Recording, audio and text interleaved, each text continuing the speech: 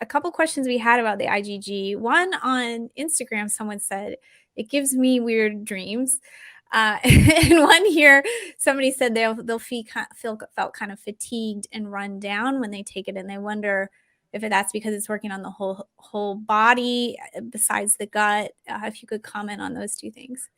Yeah. So the weird dreams thing, I don't know. I think that may be actually a beneficial side effect, right? Because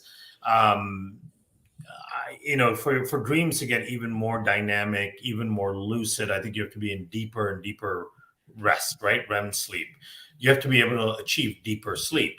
And maybe what it's doing is it's improving your gut. So you're getting better release of things like GABA and BDNF and so on, which is brain-derived neurotropic factor. So you may be sleeping better or sleeping deeper. And that may be the reason why your dreams are becoming more lucid and strange. Now, the contents of your dream are not necessarily decided by your microbiome. That's your own life.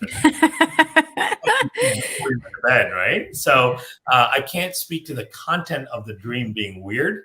And keep in mind, what may be a strange dream to you may be like perfectly normal to me because my brain is weird, right? But the fact that you're dreaming and you remember that you're dreaming and it's more lucid is a good thing, I think.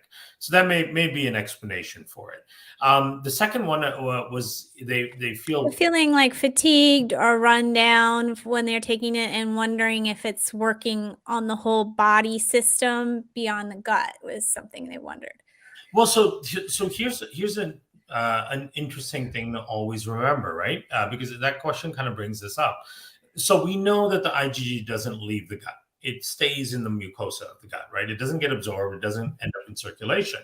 But that doesn't mean that its impact can't be systemic, because anything that happens in the gut has a systemic impact, right? Your gut is the central command center for virtually everything that's going on in your body.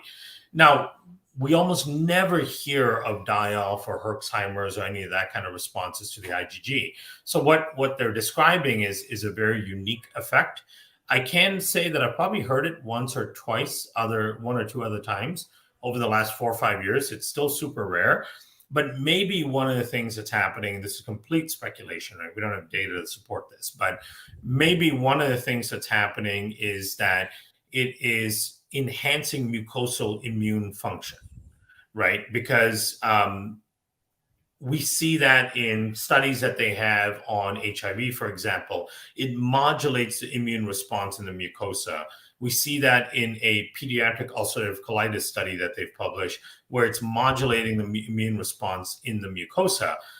And some people, immunologically, if those things start working and getting activated, that may make them feel tired and kind of worn down.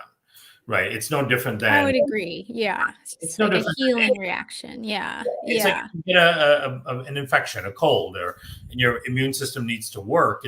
You're going to feel tired because it's trying to make you rest is what evolutionarily what it's trying to do. Right. So that you rest, and then your body can divert adequate amount of energy towards your immune system's function. So you don't have infinite energy in your body, right? Your body's constantly trying to make decisions as to where it's going to direct energy.